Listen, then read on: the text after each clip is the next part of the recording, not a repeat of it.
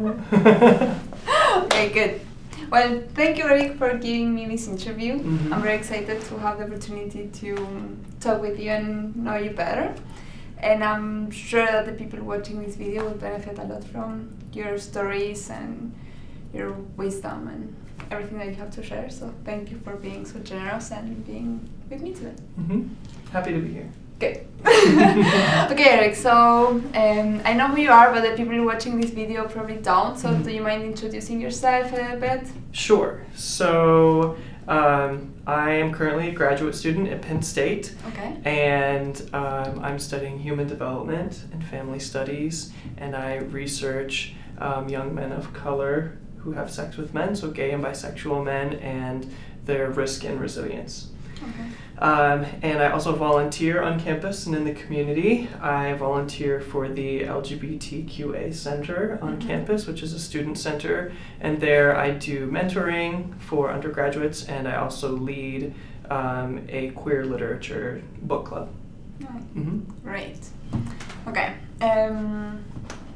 The first question is we're going to go straight to the point. You grew up in a Mormon family. Mm-hmm. And you're gay, and I guess that's kind of has some conflict. Yeah. Yeah. So do you want to tell us a little bit more about how was it? How was your experience? Yeah, I think as I thought about this question, this idea of being, like, growing up Mormon, I've started to think about it now of I grew up Mormon and I grew up gay, and I can't really I can't really remember a time when either of those identities didn't influence me, and I didn't know. I knew I was Mormon before I knew I was gay, because I didn't have words for what those feelings were and what it meant to be different. And I think in addition to being gay, I am somebody who expresses my gender with both masculine and feminine traits. I think more of me is typically masculine than feminine. If you would look at my presentation right now, it's easy to tell that I'm slightly more masculine than feminine. But having all of those different aspects of my identity led to a lot of confusion and shame, especially having one identity in community that was shared with my family and with my friends, and that was my Mormon identity, that had a lot of negative perspectives and ideas about being gay, and so it was really difficult to be affirmed in both. And I think that the way I viewed being gay for the first more than half of my life, the first 20 years and maybe a little bit more, I viewed being gay as something that is a struggle or a problem, rather than it being another part of who I am as a whole valuable person. And a lot of times I felt a lot of pressure to keep it very secret and quiet and hidden and ashamed, and I didn't share it with very many people for a very long time. And that type of shame and fear of concealing part of your identity can lead to a lot of anxiety, a lot of self-hatred, and like an inability to mature into a full, well-rounded person that I think is a task for everyone as a teenager and a young adult. But when you have an identity that you aren't allowed to explore, then you don't get to become the whole person that you want to be. Certainly. Can you remember what were those messages that you were receiving at that time? Yeah, some of the very clear messages, there was a church leader who said something like, it is bad to describe someone as gay or a homosexual because God doesn't make anyone like that. That's a problem that you have. It is not what you are. And now my understanding and how I see my experience as being a gay person is like, it's really who I am, and it's just as much as who I am as being a man, as being an American, being a white person, like all of these identities that influence the way I see the world, and both like the good and bad parts of me, like that is there. That's part of me. It's not just this problem. It's my identity. I also got messages that were like, what you do is you be a good Mormon boy who goes on a Mormon mission, goes to teach people about Mormonism. You come home, you marry a woman, you start a family. She stays home with the kids, you provide for the family. And there were a lot of parts along that way that were difficult for me to understand how my experience and my identity would fit into that. As a teenager and a very young adult, I didn't want to give up my faith. I wanted there to be a way where I could be really happy. And as time went on, it was clear to me that that wasn't possible. And that the pressure to cover up who I was and to resist the desire to love was making me unhappy. And so there was this message of, you can be gay, but you shouldn't act on it. This idea that like your actions are separate completely from your identity. And so the idea was, you can be here, you can be one of us, you can be Mormon and in our faith and in our congregation, but you can't date, you can't have sex ever, you can't marry a man, you can't be gay dads together. You can either marry a woman whom you don't have all of the feelings for that you should if you're going to marry someone, or you can be single and celibate forever, and then we'll welcome you. And the church tried to say things like, we unconditionally love all our members, but then they would say, you can be here on these conditions. And so I saw this contradiction, not just for me, but for other social groups. Mm-hmm. And so both seeing it for myself and for others led me to a point eventually in my mid-20s where I just felt like I needed to create some distance between me and the faith I had grown up in. Okay. Can you think, or can you tell me about like some examples where you felt anxiety of self-hatred or things that were, like episodes were difficult for you? I had a lot of confusion and anxiety around my friendships, especially in late high school and really early on in college, when I would have feelings for women that were intense friendship, but I was being pressured to turn them into romantic relationships, and feelings for men that were sometimes a longing that was beyond friendship, but having no idea how to recognize that myself or explore that myself, and also being afraid of it. And I didn't have other gay young men that I could have even talked about these things or explored relationships with them or just even my emotions. So instead I was always in this weird embarrassed self-shame place where I felt pressure to date women when I didn't always want to do that, and I felt pressure that I couldn't express the way that I felt about some of the other young men around me. And I don't think it was in such a way that I had like a specific crush or desire to be with one person. I don't look back and think like that, but I was very confused and feeling like what I wanted was really, really wrong and bad. And if anyone found out about that, that I would lose my friends, my family. I was going to a Mormon university, so I was afraid I'd get kicked out of the university. There weren't protections, and I don't believe in that area. I'm not sure. There may be protections now, but you could have been kicked out of your housing, you could lose your job. So all of these things of affirming an identity is a very positive thing for a person, but at the same time, if you affirm an identity as a gay, bisexual, transgender person, then all of a sudden you're putting yourself at a lot of new risks. That you could be the more easily spotted as a victim of like hate crimes or violence and threats. You could lose a job, you could lose your housing. All of a sudden your relationships and like legal protections become more complicated. So I think on one hand, I really wanted to affirm and explore an identity, but the other time I had all of these pressures saying people won't love you and you won't be able to like have the same access to heaven and religious rights that we do. You won't be with your family in the same way. You can't have a family. You may be unsafe. Like gay men get AIDS. All of these different things that are just saying, sure, you might think that identity and that life is a good thing, but it's going to be terrible. And I had one therapist tell me, beware of the gay community because gay men will chew you up and spit you out. And that was the type of rhetoric that a lot of people have about the gay community is that it's the homosexual agenda, and people want to trick young men and women into exploring and trying it and becoming gay, and you'll never be able to go back and you'll be ruined by it. And that was something that isn't true, but was the type of thing I was being told to keep me afraid of exploring that identity. Okay.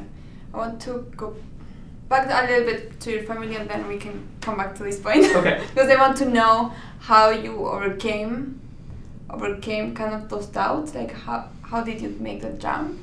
But first I want to ask you about how did you do it with your family the first time? How did you come out? How did you tell your parents that you were gay? How did that work? I guess it wasn't easy. Yeah, so the first time I tried to come out to my parents, I was 13. Okay.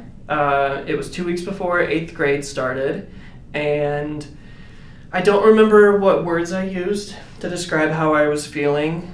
I think it was something to the effect of, I think I like boys, or I have feelings about other boys, and I left them a note on my mom's pillow, and they were out working with a church youth group, and I went to bed really early that night so I wouldn't have to talk to them about it. But the next day, I had my parents wanting to talk to me all about it and sit down for hours, and a lot of it was clear that they were very confused and didn't really know what to say or what to do. They had me read some passages from the Bible about how homosexuality is damned by God, and asked me if I wanted to see a therapist, and I said no. At the time, I thought therapy was for people who have real problems, and I didn't want this to be a real problem. And I think that could have gone two ways. If I had gone to a good therapist, maybe I would have had a lot fewer problems later. Or if I had gone to a reparative or conversion therapist then when I was much younger, that might have really messed me up. So I think it's okay that I didn't explore therapy at that time. And then it didn't really get talked about. Again, I saw that there were no solutions, that there was no language that was affirming, or things like, this is okay, this can be part of who you are. It was all like, this is something that with faith, we think it can go away, and let's pray, and you make the right choices and go on a mission and do all the things you're supposed to, and God will figure this out. Mm-hmm. But it didn't go away. And so I went on a mission, which I left early because I told one of the leaders that I was gay, and he thought it was best if I go home and figure that out, which was a really good gift to me. The motivation was more so like, you need to stop being gay, go home and figure that out. But to start my growth process, I needed to be done being a missionary. And so then at that point, it was like starting this again of like, yep, this is still here, still gay. And then the process started of going to lots of therapy and doing lots of stuff that the church wanted me to do to try to stay, I guess, on God's path. How old were you? I was 20 at that time. Yeah. So from 13 to 20, you kind of were dealing with all these feelings that you weren't accepted as you were, and there was something wrong with you inside. Right. And I was hypersensitive to any comments that could be mistaken as somebody calling me gay or effeminate or a girl. I remember one time, because I wouldn't date this girl in high school, she told people that I must be asexual if I wasn't gay, and that was really hurtful to me. Another time, I found like this note that one of my really good friends had written to another friend, and in it called someone named Eric effeminate, and I thought it was me. And so like I got really upset by that, because when a young man's masculinity is threatened, that's scary to him. But when it's a young man who is gay and it feels like people know something about you don't want them to know, that's even scarier. And so every time that would happen, I would be really upset by it. And eventually I talked to this friend, and she was like, that wasn't even about you, that was a different Eric. But it still took me a long time to shake those feelings, because I was so afraid of being found out. And that persisted through all of high school and then early into college, and at that time, I wouldn't have used a label to call myself gay. I would have rejected that. And I wouldn't have seen it as an identity that using the word gay, I wouldn't have done that at that time. I wouldn't have called myself by those words. So how were you trying to explain to yourself? It was kind of like if you're somebody who has trouble lying all the time, or if you have an issue where you talk behind your friends' backs, or you're super lazy. I saw it like that. Like, this is part of me, but it's not something that I want to talk about, and it's something that I want to change, and hopefully it'll go away. And so I didn't integrate it as part of my identity. I didn't want any titles that like made it a label for me. I wanted it just to be like, this is a problem, and everyone has problems, and I don't want to talk about mine any more than somebody who might be addicted to drugs or have an eating disorder or steals things. Like, they don't necessarily want to tell their friends about those things either. And so that's how I saw it, was this is a struggle that I have, and it's a weakness that I need to conquer. Yeah, but you were alone on this. Right. Like, I guess like a lot of fear, but also very sad. Like. Absolutely. I think I'm generally a happy person. So even in like this period where it was very isolating, I think that I still had a lot of things that made me happy. Okay. And having a community in the church did make me happy. I had a couple really good friends in the church that I still think were good friends, and maybe had they known that I was gay, they would have stayed good friends. I didn't give them that chance. So I can't say that they would have been negative about it, but it was a really difficult, isolated time. And I had like a little brother that I was in high school with, and I didn't ever talk to him about it either. Wow. And so these things, like these experiences and feelings, were very private and isolating. Okay, let's come back to your other, when you kind of changed, when you kind of started to say like, okay, like I need to deal with this, when you were around 20, when you came back from the mission, like what did you do there? So at that point, my version of dealing with it was the church's version of dealing with it, which was a lot of what the therapist or the church would call reparative therapy, which is this idea of like, you were born a straight person and you became a gay person, and we need to repair that. People who are outside of those circles would call it conversion therapy. So this idea of you are a gay person and they're trying to convert your feelings and your orientation into being a straight person. So I did that. The therapist that I mentioned that said gay men will chew you up and spit you out, that was the first one I saw, and he was the worst. His name was Jason. I don't remember his last name. If I knew it, I would say it because I think he should be shamed. But so Jason was a therapist, and he was a terrible therapist, regardless of his belief that reparative therapy or conversion therapy was a good practice.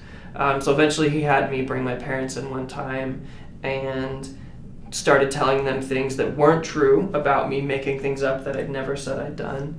And so then they were shocked because they're hearing these new things. And when I said I've never done any of that, he said, I'm sure you have. And so then I never went to that therapist again. So and not only was he disrespectful broadly of people being gay, but he was demonizing me. Oh, if you're a gay kid in here, of course you've done these things. Like, can you tell us So one example is he wanted to put me in a pornography addiction group, like a 12-step program for men who are addicted to pornography. And I was a good Mormon boy. I'd never kissed a boy, I'd never slept with anyone, I'd never looked at pornography. I just had a lot of overwhelming feelings. And he was telling my parents that I definitely, even if I wouldn't admit it, I was definitely watching porn and I should be in this addiction group. And certainly I don't think that porn is the worst thing that someone could be doing with their time. But this idea that I must be doing it because I'm a gay young man, that really was frustrating. And to like bring my parents in and tell them and insist that I was doing these things. So I never went back to him. But what did your parents say to this? we didn't really talk about it. They went and talked to the bishop in my congregation because he had recommended this therapist, and so he was really upset. He felt really bad that he was trying to help and sent us to somebody who made things more difficult. So he found then somebody else that was harder to get into, but I saw this other therapist, and it was both validating and very problematic. So one thing that I have shared before that I think some gay people are taken back by a little bit is that I say I learned a lot of good things in conversion therapy, particularly from the first therapist I saw, from Dan. And at this office, their approach was based in fake science. This idea that a gay man is gay because he never learned how to make male friends. So if he can just make male friends, then he'll learn to see them as friends and not as sexual partners or romantic partners, and that will free up his sexuality to be interested in the natural channel of women. Okay. So that was really false and incorrect. So I want that to be clear, that I believe what they were doing was wrong and based in false science. But a lot of what happened there for the first time is that my story was validated.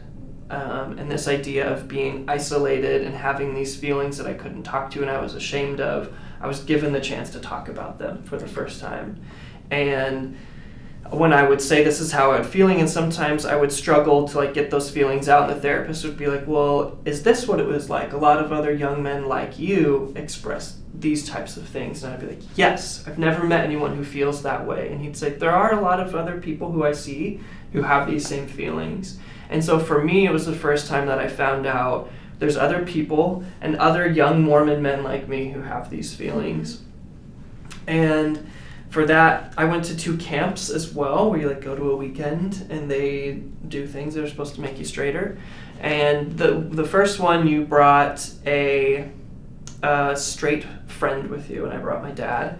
And that was really important, I think, in my story, to have my dad there, because it's kept my dad really involved in my journey of affirming my identity. And so he could be there in the early stages to see me being very vulnerable, and encouraged him to be vulnerable as well.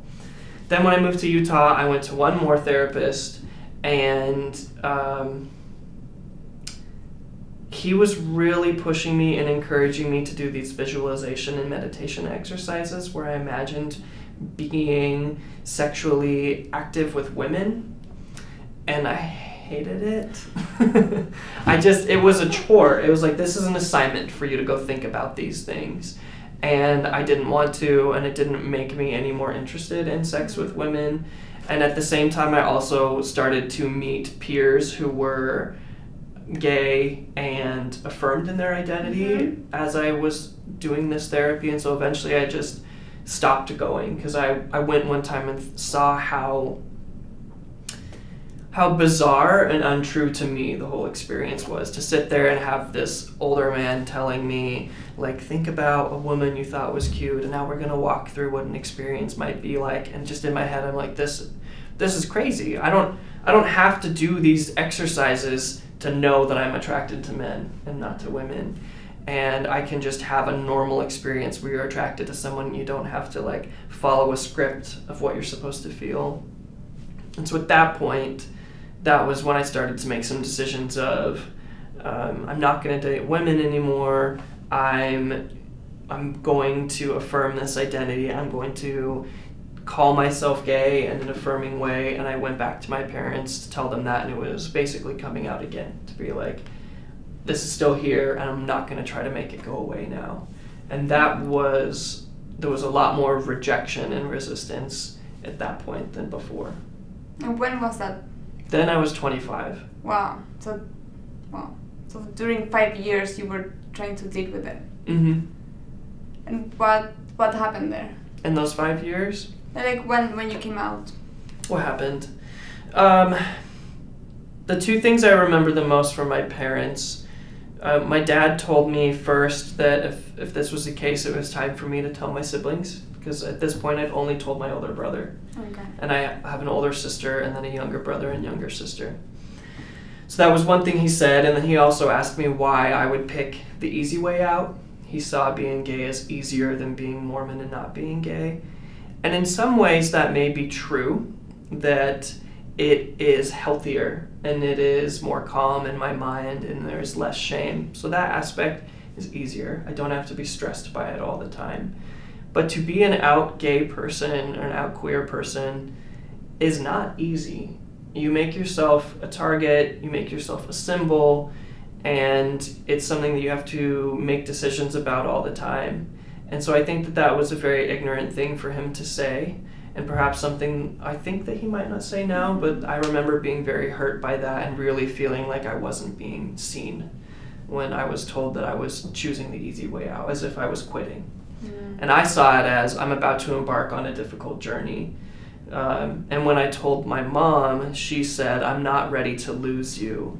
And I was just sitting there. I said, "Mom, I'm right here. I will keep coming home as long as I am welcome." And she said, "No, I'm not ready to lose you in an eternal sense." So what she was telling me is, you will not be with me in heaven, and so in an eternal way you are dying. That you are making a choice that will keep you from being with your family in heaven. And then she got up and turned off the light and went to bed. And my mom and I had not had an open discussion since then. So she definitely knows that I'm gay, and I will say things about people I date or volunteer work I do, and it's usually just responded with silence or changing the subject. So that's been over 6 years, and it doesn't get talked about. How does that make you feel, inside? I feel like, well, it feels unfair. And it also, I increasingly feel like I'm becoming a person that some of my family doesn't know. And I like who I'm becoming and what I'm doing, and now I do research that benefits members of the queer population. I do community advocacy work, and I've also grown into a man who is very confident in all parts of my identity, including being gay, but other parts of my identity as well. And I'm someone who speaks out, who wants to be an educator. Like, I want my peers and coworkers to know that they can come to me and ask questions, and it makes me sad that my family doesn't do that. And I do things like this interview, or I do outreach panels to undergrad classes where I facilitate discussions and people's stories about being gay or queer. And I sit there thinking, I'm telling all these strangers these intimate aspects of my life. And my family either never has or doesn't want to hear this part of my story. And it's a part that I really focus on because I think it's a story that needs to be told. But a lot of my family still sees me in such a way where they think, you used to be different. And I think everyone who's 30 used to be different. But all the changes that have happened for me that they don't understand, don't know, or don't like, they think those things change because I'm gay. Instead of, I've grown into a confident person who speaks out, owns my identity, and looks for ways to help other people. And some of the way I do that they don't like or don't understand, and they blame it on my identity instead of seeing like, the best thing that could have happened is for me to grow into this type of person. And I wish that my family would be very proud of that, but they see it, at least my perspective is that they see it as this is because I'm gay. And I don't get to celebrate some of the things that I'm doing or things that I love about myself with them because they don't love it. And it's, at best, I think they tolerate. Some of my family is better than others, but I would be really shocked if I ever heard any of them say something like, our family is lucky to have a gay son in it. And I think every family that has a gay son or daughter or a trans son or daughter is lucky because they get to experience a way of living in the world that families who don't ever get that. So yeah, I think that is a thing that makes me sad now, is feeling that who I am today, I don't get to celebrate that with my family. I'm sorry. We have to finish for time. But thank you. Mm-hmm. And I just, sorry, want to let you know that I do feel very lucky to have you in my life. And you have improved my life, like, a lot. Like, I can see how confident you are with your identity, how much you share with others, how much love you put in everything you do. Like, in your everyday, on your research, when you talk to me, when you try to explain these things, because, like, I don't know anything about gay or homosexuality or gender fluidity or transgender, and, like, you always explain everything with so much love. Even if, like, my questions may be not respectful or, like, weird. Like, you always are so generous with everything you do, so I don't know, like, I know my life is very rich now that I have you in my life. Like, so Thank you. I don't know. Thank you for spending the time. We have to do a second one. Those are kicking us out, but thank you. Yeah, thank you. Okay. Thanks. Enjoy the sun.